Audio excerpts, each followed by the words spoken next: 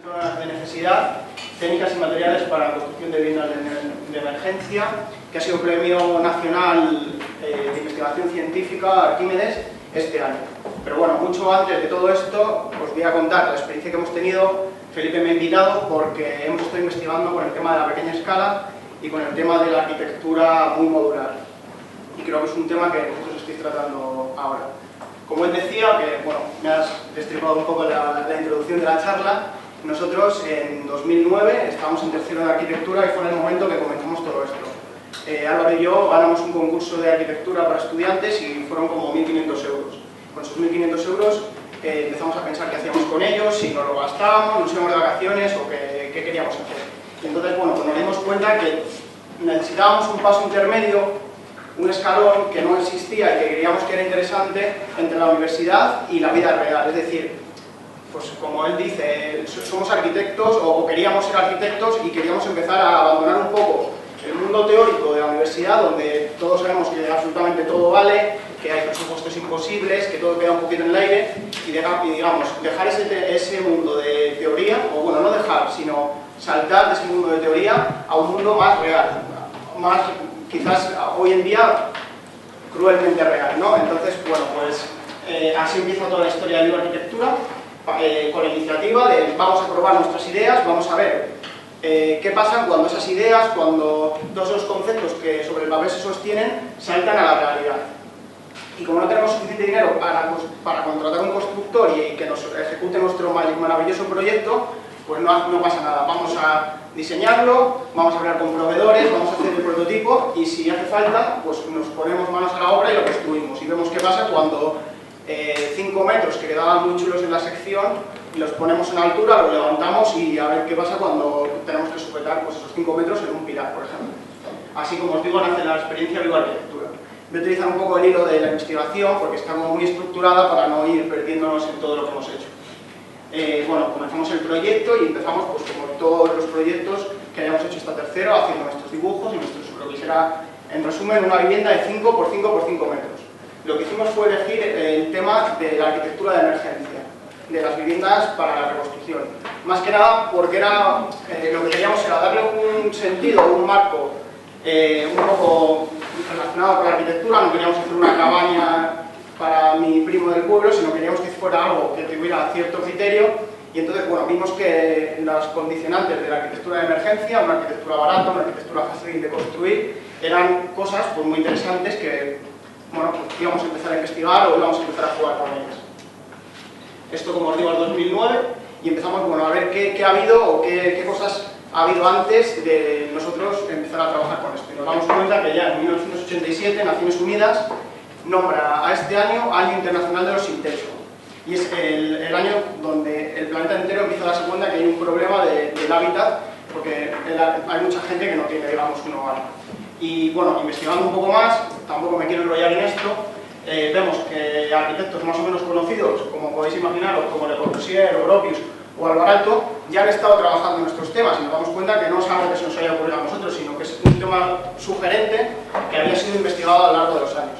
Y finalmente encontramos a uno de los pioneros, que es Jean Prouvé, que ha sido, bueno, también un poco de nuestro referente. Jean Prouvé es el primer arquitecto que empieza a trabajar con la pequeña escala, con la vivienda modular, y además incorpora temas que al principio nosotros casi ni conocíamos, como la variable tiempo, la variable cómo se, bueno, empieza a plantearse no solo cómo se hace el proyecto, sino cómo se construye, y empieza a desarrollar una serie de viviendas que incluso ejecuta, y son viviendas que se proyectan para ser transportadas, para ser movidas.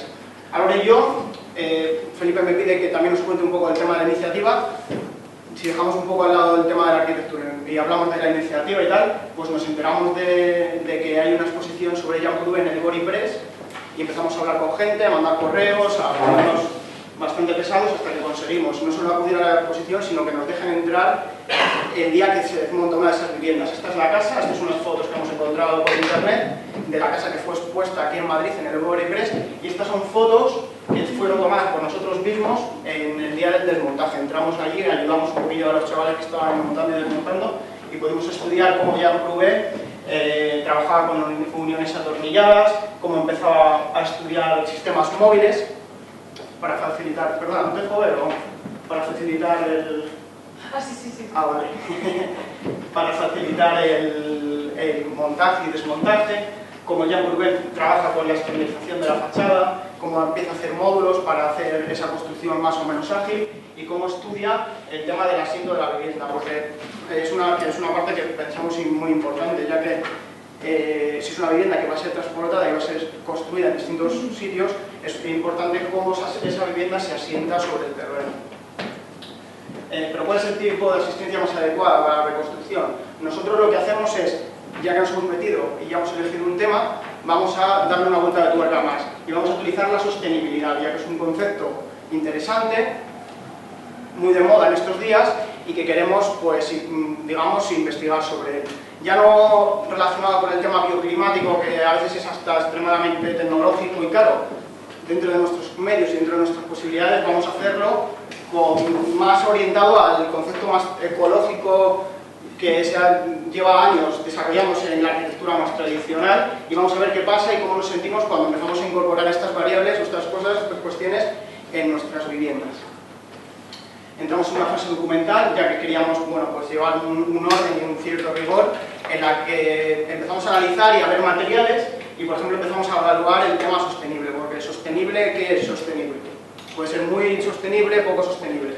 Entonces encontramos el análisis ciclo de vida como uno de los indicadores que nos ayudaban, pues, bueno, a investigar sobre materiales y a ver cuánto de sostenible o cuánto de no sostenible son esos materiales. Entonces, bueno, vimos que el análisis ciclo de vida, no sé si lo conocéis, se basa en los gramos de CO2 que se expulsan a la atmósfera para fabricar 1 kilogramo de un material. Y en este análisis ciclo de vida se tiene en cuenta el transporte, la fabricación, la extracción de la materia prima, bueno, muchos condicionantes. Empezamos a hacer una serie de tablas, de aislantes, de materiales, cuáles funcionaban mejor, cuáles siendo más sostenibles se aislaban más, cuáles menos, bueno, una serie de estudios. Y después ya pasamos a un dossier de recomendaciones, donde dijimos, bueno, hemos analizado todas estas cosas, está muy bien, ahora vamos a ponernos unas pautas de partida. ¿Cuáles son las reglas del juego para estas viviendas? Teníamos en cuenta que son viviendas que podían estar construidas en Japón, en el Polo Norte o en África, entonces necesitábamos como unas pautas comunes que marcaran esas viviendas, pero siempre sabiendo que no podían ser proyectos cerrados porque, como podéis imaginar, no es lo mismo construir una vivienda de emergencia en el Polo Norte o construirla en África. Comentaros, por ejemplo, que como materiales elegimos como aislantes los fardos de paja. Creíamos que era algo interesante, era un material natural, era un material que tradicionalmente se había utilizado pero que ahora tampoco se está utilizando mucho, y entonces, bueno, pues pensamos que podía ser algo con lo que se podía trabajar. De hecho, los fardos de paja seguimos trabajando con ellos, ahora tenemos un proyecto de un centro hídrico y parece que incluso lo vamos a conseguir hacer con el tema de los fardos de paja, porque el rendimiento es muy bueno y la economía, pues, son bastante baratos. El tema de la estructura, pues elegimos la madera laminada para hacer los proyectos, por todas las condiciones que tenía desde el punto de vista de la sostenibilidad. Elegimos las uniones atornilladas para ejecutar los nudos de la estructura, porque queríamos que fuera algo reversible. Es decir, que yo hoy lo construyo en un sitio, pero mañana desatornillo todo, lo vuelvo a embalar y me lo llevo a otro sitio. ¿Estoy hablando muy rápido? No, es que me lío y me paro. Entonces, bueno, pues eso, elegimos las uniones atornilladas para ejecutar los nudos y finalmente pensamos que lo más interesante sería cerrar todas las envolventes con sistemas jaulas de mallas que nos, digamos, sujetasen todos el resto de piezas de la casa y también, bueno, fuesen muy caros. Entonces ya entramos os entro a contar el primer prototipo, el cual llamamos prototipo sostenible. Era una vivienda de 5 por 5 por 5 metros, configurada en 2 alturas y con una terraza exterior de otros 5 por 5 que ampliaba el espacio. Bueno, hicimos el proyecto, hicimos los planos y aquí digamos que tuvimos el primer contacto con la estandarización en la vida real. Y es que Álvaro y yo al principio no diseñamos una casa de 5 por 5 por 5, hicimos una casa pues como fuimos a la parcela, que era un terreno que teníamos en Aranjuez, lo vimos, pensamos en la orientación, e hicimos una casa de 4,73 por 4,81 por 5,20 de alto o algo así. Entonces fuimos a comprar la madera, una vez que teníamos todo dibujado, todo todo calculado y nos dimos cuenta que era completamente inasumible.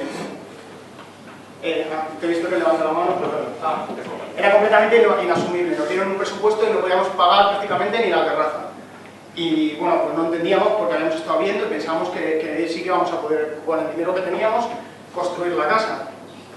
El chico nos explicó que claro, si nosotros hacíamos una casa de 4,80 por 5,30 por no sé cuántos, estábamos desechando gran cantidad de material, porque los pilares, por ejemplo, venían en piezas de 12 metros lineales, con una sección de 10 por 10, yo te lo vendo en piezas de 12 metros. Si quieres un pilar de 4,80, yo te saco de esa pieza un pilar de 4,80 y otro pilar de 4,80.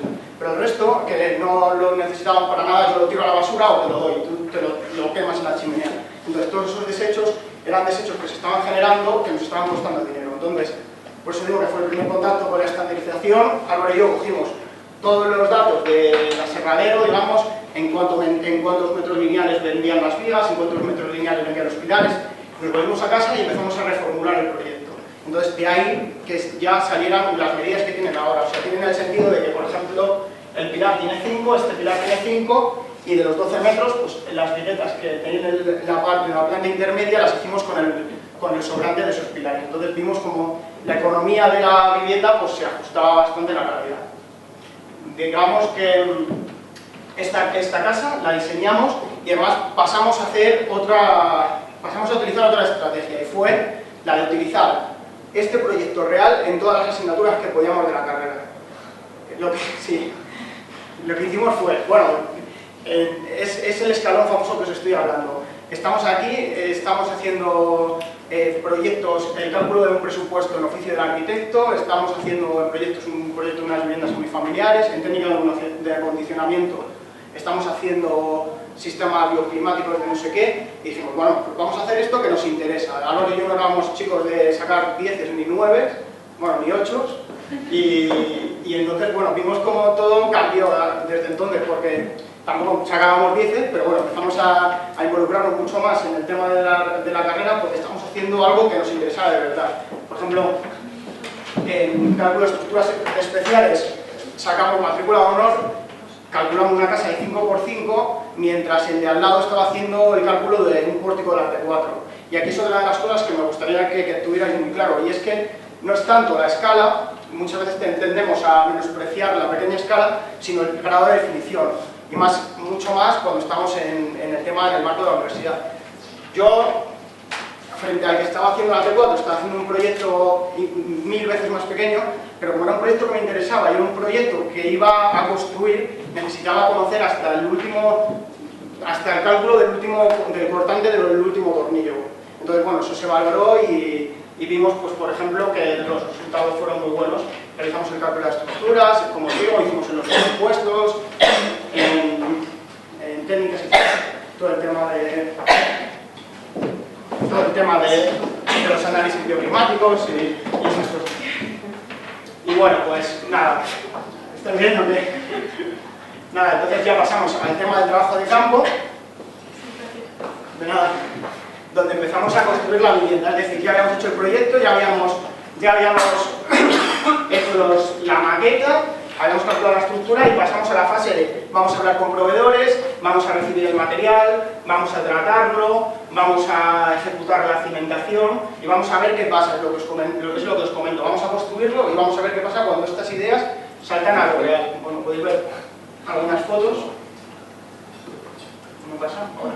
Por ejemplo, este es cómo se ejecutaron los nudos, como os comentaba, con las premisas que habíamos hablado, de uniones atornilladas, con RC Simpson, madera laminada, y con las cruces para atirantar los pórticos y revestir la estructura. Es algo que, por ejemplo, fue todo un descubrimiento. Sabíamos que había que atirantar los pórticos para que frente a viento la estructura no oscilara. Pero hasta que no llegamos allí, vimos cómo oscilaba la estructura y empezamos a colocar todos los tirantes, nos dimos cuenta cómo realmente esos trabajaban y, bueno, dejaba un esqueleto perfectamente estable, un esqueleto que hoy en día sigue en pie, donde trabajamos, nos gusta investigar. Aquí veis, por ejemplo, cuando empezamos a colocar los barcos de baja y donde siempre hemos querido, pues, tener un espacio taller, digamos, donde incluso organizar talleres con alumnos que puedan venir y ayudarnos a hacer otras propuestas, a reformular el proyecto. Y bueno, tenemos como el trabajo de campo, que es donde trabajamos, una parcela que está en Aranjuez. y algunas fotos de cómo va el tema. Y como os comentaba, ya no solo el tema de sostenibilidad desde el punto de vista de la elección de los materiales, sino también qué pasa y cómo funcionan pues, sistemas de sostenibilidad pasivos que bueno, no os voy a explicar porque imagino que ya conoceréis, como orientación, ventilación y demás. Este es el primer prototipo, estamos en 2010 y aquí llega un punto, digamos, de inflexión en toda la experiencia de bioarquitectura. Habían pasado como 2 años, habíamos ganado un concurso de diseño internacional sostenible, habíamos expuesto en la Casa de América y por suerte nos seleccionaron para asistir a un congreso con ejecutivos españoles y el príncipe Carlos de Inglaterra en el Instituto de Empresa.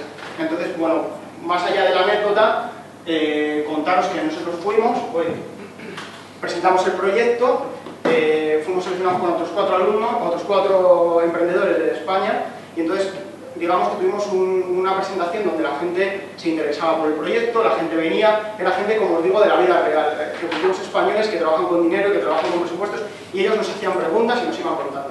Entonces, siempre decimos que este fue el momento en el que la experiencia de bioarquitectura dio un vuelco, cambió, ya que al día siguiente yo me senté con Álvaro y le dije, bueno, qué bien lo de ayer, como qué interesante, qué pasa con todas las preguntas que nos hicieron y no supimos responder, o sí que respondimos, porque claro, teníamos que responderlas, pero nos dimos cuenta que había muchas de esas preguntas en las que flojeamos. Entonces, fue el momento, recopilando todas esas preguntas, donde hubo un punto de inflexión y donde, digamos, hicimos una autocrítica, un análisis de cómo iba el proyecto, y pese a que nos parecía muy bonito, había ganado concursos y tal, decidimos darle una vuelta más. Entonces, dentro de esas preguntas nos dimos cuenta que el tema de los fardos de paja era un aislamiento natural muy interesante, pero claro, si yo mando a Chile un camión de fardos de paja o un contenedor, toda la energía que se gasta solo en el transporte, pues hace que esos fardos de paja sean completamente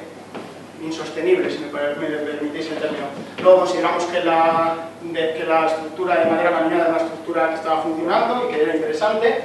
Sustituimos y desechamos el tema de las uniones atornilladas porque pensábamos que era reversible, que era interesante, pero lo primero, que necesitaba medios auxiliares como un destornillador eléctrico que quizás no tuviéramos, y además que dañaba la madera y entonces llegaría a un punto que no sería reversible, ya que mete tornillo, saca tornillo, mete tornillo, saca tornillo, termina debilitando la madera en los nudos hasta un punto que casi pues, es peligroso. Entonces lo sustituimos por sistemas de pasadores y sistemas clics y finalmente, bueno, pues dijimos, tenemos que replantearnos o cuestionarnos el tema del cerramiento. Y una vez analizado, digamos, los 4 puntos básicos del primer prototipo sostenible, enunciamos 3 nuevos conceptos o tres nuevas cuestiones que teníamos que contestar, que fueron las que, como os digo, salieron del encuentro con gente que nos preguntaba si se interesaba por el proyecto. El primero, el tiempo. ¿Cuánto tiempo se tarda en construir? O sea, hay una catástrofe, ¿cuánto tardamos en llegar al sitio? ¿Cuánto tardamos en realojar a la gente? Porque, bueno, era algo que a lo mejor no nos habíamos planteado y parece que es fundamental. Por otro lado, la mano de obra, es decir, ¿quién va a construir este proyecto? Si yo diseño una casa ultra eficiente, ultra genial, pero necesito que además de mandar todo el material, mandar a 20 soldadores y a 20 expertos en el instalador de no sé qué y tal, hasta el sitio, pues estoy como complicando mucho el montaje. En cambio, si hago una casa tan sencilla que hasta la propia gente afectada por una catástrofe sea capaz de construir, pues estoy involucrando mucha más mano de obra y el proceso de reconstrucción va a ser mucho más rápido. Y finalmente el transporte. Teníamos que optimizar el transporte. Habíamos hecho, digamos, una casa estándar basándonos en los módulos de las piezas que tenía en la fábrica de maderas. Pero tenemos que hacer una casa estándar también pensando en el transporte, cómo esa casa iba a ser transportada hasta el sitio de contingencia. Entonces, de todas estas cuestiones nació el siguiente proyecto basado en la arquitectura plegable que pensamos se adaptaba a todas estas condicionantes, llamado Kit House. Kit House, bueno, deciros que se basa en eso, en el análisis del transporte. Realmente, una de estas personas nos dijo, ¿vosotros sabéis qué es lo más caro de transportar? ¿Qué es lo más caro de transportar en cualquier cosa? ¿El qué? ¿Vosotros lo sabéis o no? Lo más caro de transportar es el aire, porque no estás llevando nada. Es decir, todo lo que dejemos de aire en un contenedor es dinero tirado, porque es espacio que no se está aprovechando. Entonces, a partir de todas estas reflexiones, diseñamos ClickHouse. Aquí veis, bueno, la explicación, que se basa en el estándar, en el análisis máximo de las dimensiones de un contenedor, de las dimensiones del envoltorio y de las dimensiones de cada una de las piezas. Ya no pasamos a evaluar, digamos, en concreto, pues cuánto mide un pilar, cuánto mide una trapa, una piedra transversal, y entonces empezamos a reformular el tema de la planta y del diseño de las proporciones en función de otros parámetros. A priori, por ejemplo, 0,80, 1 metro o 5 metros, ¿qué pensáis que es más estándar? ¿Cuánto? 1 metro. ¿Y tú? Sí, 1 metro. Pues depende. Al principio, en el primer proyecto, eran 5 metros porque las vigas eran de 12 metros. Pero, por ejemplo, descubrimos que 0,80 es la medida de largo de un Europalet. Y nos dimos cuenta que un Europalet es prácticamente donde se transporta todos los materiales. Un Europalet tiene 1,20 por 0,80. Entonces dijimos, si queremos optimizar el transporte, vamos a optimizarlo en función de las medidas que se utilizan en el transporte. Por ejemplo, esta casa tiene en planta 4 Europalets por 3 Europalets. Entonces vimos como todo cobraba un sentido diferente. Empezamos a ver tema de tiempos, de dinero y ya, pues, por ejemplo, también de pesos. Y empezamos a evaluar el tema del envase, porque ya no es solo voy a transportar algo y voy a hacerlo de la manera más eficiente en el mínimo espacio, sino vamos a eliminar el máximo posible de desechos. Es decir, si me voy a Ikea y me compro una mesa, pues llego y tiro la caja del contenedor de papel, pero si estoy en una zona devastada, ¿qué hago con todas esas cajas? Entonces, en ese proceso de optimización, empezamos a trabajar con el propio envoltorio de la vivienda, el envoltorio donde iban las vigas y pilares, que era lo que se había mandado en esencia, como parte de la cubierta, por ejemplo, de los paneles de cubierta o de los paneles de cerramiento. Entonces, como os comentaba, diseñamos, esto es parte de un vídeo que presentamos a un concurso, diseñamos una vivienda plegable que se adaptara, pues, a todos los condicionantes que os cuento. La idea era, si simplificamos los sistemas constructivos y conseguimos que la vivienda sea construida desde el suelo, cualquier persona puede hacerlo. Entonces, desplegamos la estructura en el suelo, colocamos los paneles de cubierta, que es como una de las partes más complejas de la arquitectura, porque necesitaría de medios auxiliares, de andamios y demás, y una vez que todas estas piezas han sido ensambladas, con un sistema de poleas, elevamos la estructura. Y entonces, del estudio que habíamos hecho en el primer prototipo con los cables, pues sacamos cómo conseguíamos que esas rótulas que nos permitían elevar la vivienda mediante los cables quedasen perfectamente arriostradas cuando ya no queríamos que la casa se volviera a caer. Os enseño algunas fotos. Una vez hecho el proyecto, pasamos al tema del trabajo de campo, y aquí podéis ver cómo estos son los Europalets y cómo está contenido todos los materiales de la casa. Recibimos el material, estuvimos estudiando las distintas posibilidades, cómo albergar las vigas pilar, bueno, trabajamos en el diseño de los herrajes, en cómo funcionarían las rótulas, porque es lo que os comento, lo voy pasando rápido. Ya no solo queríamos quedarnos en el tema de dibujo, sino queríamos hacerlo práctico, y en ese salto pues descubren muchas cosas. Aquí veis, bueno, esto es Álvaro, aquí veis cómo todo viene contenido en un paquete. Una vez que se llega al sitio, la estructura se despliega, y una vez que está desplegada, se eleva. Este es el proyecto. Y entonces, si entramos un poco en el análisis de ClickHouse, y si me permitís, bueno, tomaré como ejemplo el caso de Lorca, sin intención de frivolizar y respetando mucho la tragedia, lo que hicimos fue coger este caso, sobre todo para la exposición, sobre todo para la investigación, porque queríamos cuantificar cuáles eran las cosas que ClickHouse nos ofrecía. Es decir, vale, os lo he enseñado y ahora lo queréis, pues no tenéis por qué. Entonces queríamos, digamos, medirlo en la realidad. La primera noche, 20.000 personas en Lorca quedaron sin techo. 7.500 no podrían volver a sus casas. Un mes después, 850 personas serían sin techo. 3 meses, 400. Y finalmente, el 6 de octubre, 5 meses después, Cruz Roja envió 12 viviendas prefabricadas para alojar a las familias que todavía quedaban sin techo.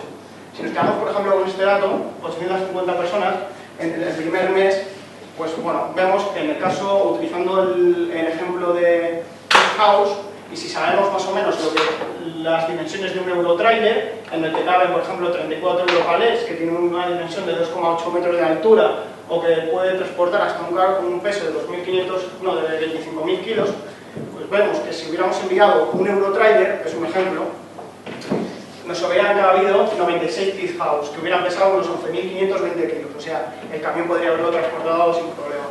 Y entonces, como hemos hecho el proyecto y lo hemos construido, este proyecto, por ejemplo, está expuesto en el Museo del Traje, en el Colegio de Arquitectos, en la Universidad de San Pablo CEU, y siempre decimos que somos capaces de montarlo en menos de 28 minutos. Y casi es una apuesta que la gente no se lo cree, pero es real, y lo hemos hecho en los 3 casos.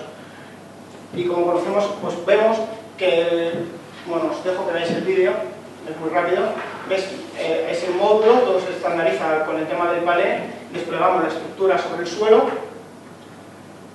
la extendemos, colocamos todas las piezas transversales, bueno, ya estamos haciendo los anclajes, colocamos las vigas transversales y una vez que todo esto ha quedado ensamblado,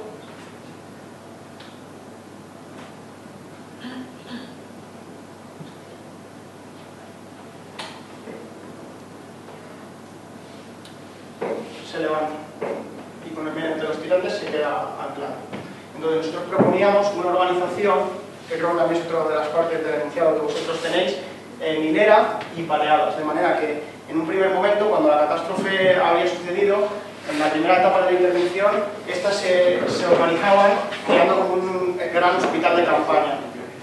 Y pensamos que en unas 2 horas podría ser construido este hospital, que conociendo los ratios de personas que pueden dormir en sacos por metro cuadrado, pensamos que estas 96 Kit House albergarían a unas 1000 personas. Y lo interesante, y lo que hemos intentado, y sobre lo que estamos investigando, es el hecho de que Kit House pueda reciclarse con el tiempo. En primera etapa era un gran hospital y después, con las sucesivas etapas, estos núcleos se van asociando a 4, desaparecen los intermedios e intentamos que con la misma estructura, reciclándola, ya que era una estructura estable, que nada tiene que ver con las tiendas de campaña, con lonas que hay hoy en día de forma más habitual, terminar reciclando esa estructura y convirtiéndola en pequeñas casas prefabricadas. Como líneas futuras de investigación y como líneas en las que estamos trabajando, bueno, presentaros la arquitectura de Silver Ugal, que es un arquitecto, bueno, pues muy respetado, que está investigando el tema de la arquitectura de emergencia también mediante cilindros de papel. Y bueno, pues decir que estamos como investigando y desarrollando este proyecto porque siempre nos gusta poner esta imagen que queda como muy patente, las diferencias entre una arquitectura y otra y lo bueno que tiene nuestra casa frente a la suya, que necesita 1, 2, 3, 4, 5, no sé la gente, y nosotros que con 3 personas y con este sistema plegable conseguimos levantar. Es un proyecto que hemos patentado, que estamos trabajando y estamos desarrollando para intentar comercializar. Y en esa optimización del envío también estamos desarrollando un proyecto que se llama Envío Cero, en el que si al principio enviábamos con el primer prototipo fardos de paja, herrajes, estructura de madera, tal cual, no sé qué, si en el siguiente ya optimizábamos y solo mandábamos vigas y pilares y las cosas más esenciales, ahora estamos desarrollando uno en el que intentamos enviar como unas instrucciones. Esto funciona así, se construye de esta manera e intentamos pues, bueno, potenciar la economía, la industria del lugar al que va a ser enviado para que en ese sitio se construya. Bueno, algunas imágenes de cómo sirve el proyecto y cómo se piensa que podría ser unas imágenes exteriores de este hospital de campaña. Y finalmente, no sé el tiempo que llevo, finalmente hacer una reflexión que hago a veces en algunas de las charlas que he dado, y es sobre el tema que yo os he comentado de la pequeña escala y la gran escala. Nosotros saltamos, digamos, y empezamos a trabajar con la pequeña escala, entre otras cosas porque no teníamos más recursos. Pero nos hemos dado cuenta que muchas veces menospreciamos esta pequeña escala porque la universidad parece que si un proyecto no es gigantesco, no es un buen proyecto. Y bueno, traeros como ejemplo mi proyecto fin de carrera, son 2 imágenes, una maqueta constructiva de una de las células y bueno, un alzado de cómo funciona un proyecto pues, universitario, que tenía todo, puente, auditorio, salón de actos, escuela de música y danza. Pero es curioso, me gusta acabar mostrándoos esta imagen porque dice mucho de cómo la reflexión de un espacio de 10 o 12 metros cuadrados tiene muchísimo que ver con el desarrollo de un proyecto universitario de un puente con auditorio de unos 45.000 metros cuadrados. Y nada, agradeceros estos minutos, deciros que estamos en internet en cualquier lado y que estamos siempre dispuestos y encantados de ayudaros y que, no sé, que nada más, pues nada.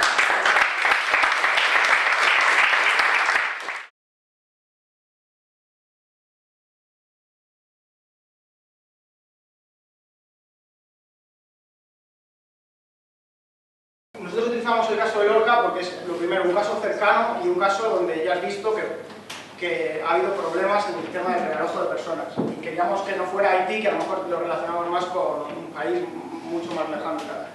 Y entonces la idea es que llevas la estructura, la construyes y cuando estás construyendo la estructura ya estás dejando una semilla. Que al principio, pues como no hay más recursos, puede ser cubierta con una lona, porque seamos realistas, no vas a ponerte a cerrar con materiales súper, ¿sabes?, aislantes y tal. Quizás al principio se despliega la estructura y se pone una lona. Lo interesante, o lo que creemos que, sobre lo que estamos investigando, que quizás no tengamos del todo desarrollado, es que si nosotros intentamos reducir la inversión, si nosotros ya desde el principio levantamos una estructura estable, ya no tenemos que ir con tiendas de campaña, construir las tiendas de campaña, montar el campamento, desmontar el campamento, llevar viviendas prefabricadas, instalar viviendas prefabricadas. Es decir, vamos como quemando algunas etapas para reducir la inversión y maximizar pues, el realojo y optimizar los tiempos.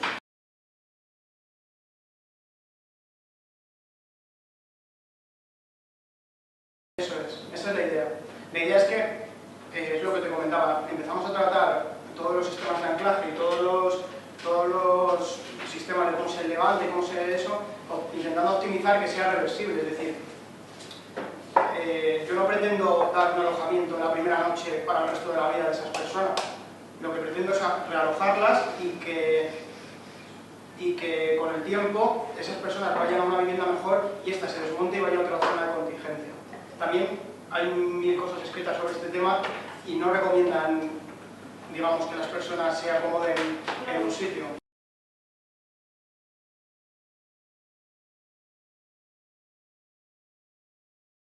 Bueno, es que también depende de las situaciones y del contexto. Lo ideal es que no se acomoden y, bueno, es que también hablamos un poco en teoría. Lo ideal es que no se acomoden y que luego sean realojadas en sitios mejores. Después, pues, quién sabe.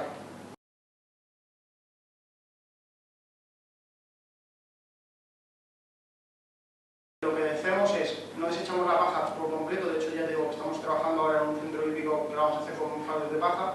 Lo que hacemos es, desechamos todo lo que sea superfluo, es decir, vamos a enviar lo esencial es la estructura y quizás pues, el tema de la cubierta, pero no vamos a enviar nada más. Y luego, todo esto está recogido en la investigación que hemos hecho, vamos a utilizar y vamos a reciclar las cosas que haya en el entorno, es decir, si hay sacos de arena, nosotros mandamos los sistemas jaulas y que se recojan sacos de arena. Si hay paneles termochip prefabricados, acabados en madera, con aislantes de no sé qué, se ponen esos paneles. Si hay fardos de paja, pues colocamos fardos de paja. El tema es, vamos a optimizar el transporte y vamos a enviar lo necesario, porque también es interesante, y hay mucho también escrito sobre ello, el hecho de reciclar y reutilizar las cosas del entorno, porque si lo miramos desde el punto de vista del análisis de ciclo de vida, todo lo que utilicemos del contexto son cosas es mucho más sensato utilizar que enviar desde aquí un prototipo cerrado con puertas, ventanas y demás.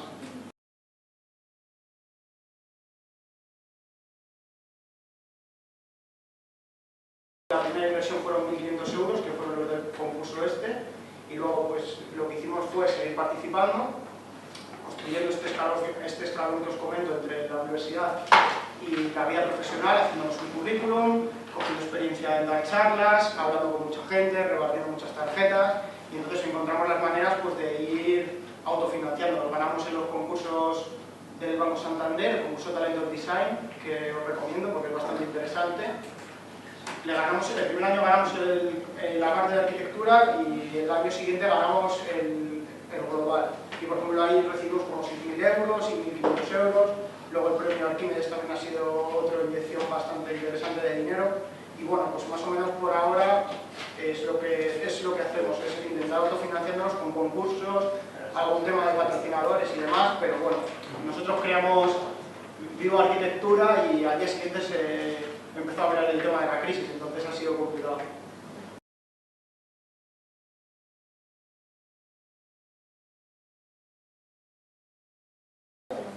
¿Kit House? No. Nosotros tenemos el prototipo, por ahora, como os ha dicho Felipe, yo acabé en febrero, hasta ahora lo que hemos hecho fue compaginarlo con la universidad y ahora es cuando estamos dando el salto y materializándolo en una empresa, pues conocéis perfectamente que se ha oído todo el rollo de emprendedores y tal. Tenemos una página web nueva y lo que estamos haciendo es focalizándolo a intentar sacarle un beneficio e intentar orientarlo hacia algo bastante más real de lo que es ahora. Entonces, el primer paso fue patentarlo.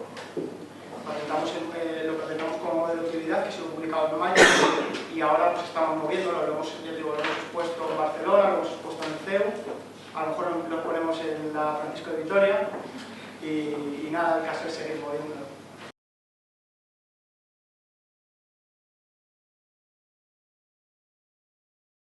Lo montamos 2 personas en 36 minutos, entonces es interesante ver. Viene en un furgón estándar, completamente estándar, lo traemos aquí, lo desmontamos, estiramos toda la estructura desde el suelo, ensamblamos las piezas. Es un modelo que tiene sus cosas, digamos, tiene sus cosas que no están bien, porque lo hemos hecho todo, ya veis las fotos, pues hemos soldado hasta los anclajes, pero nos ha servido mucho también para, una vez levantado, ver las cosas en las que hemos fallado. Y bueno, pues una vez que se ensamblan todas las piezas, en 2 segundos se levanta. Si queréis os pongo otro vídeo o otra cosa y lo veis.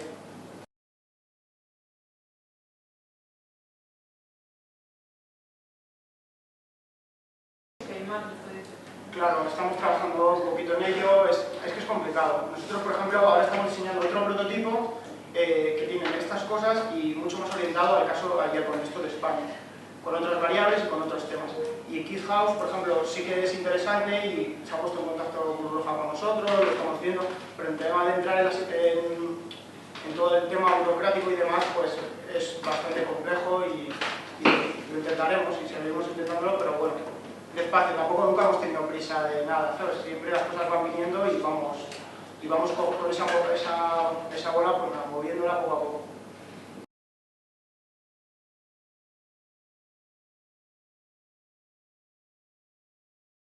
Sí, completamente. Quiero decir, si lo que me estás preguntando es que si la paja arde, no hay problema, sí. Por ejemplo, en España se están empezando a hacer proyectos y el tema con el código técnico es un poco complicado, digamos, visarlo, pero se están aceptando proyectos y nada, como son, bueno, la madera funciona muy bien a fuego y la paja es igual, porque lo primero que viene tratada exteriormente no es la paja tal cual, sino luego va estrucada con cal y tal para evitar los bichos y que funcione bien con el paso del tiempo. Y como no tiene oxígeno, pues no arde. No está, aunque parezca, si un agujero de paja está tan prensado que en su interior no hay casi oxígeno, entonces la combustión es muy lenta. Te lo juro.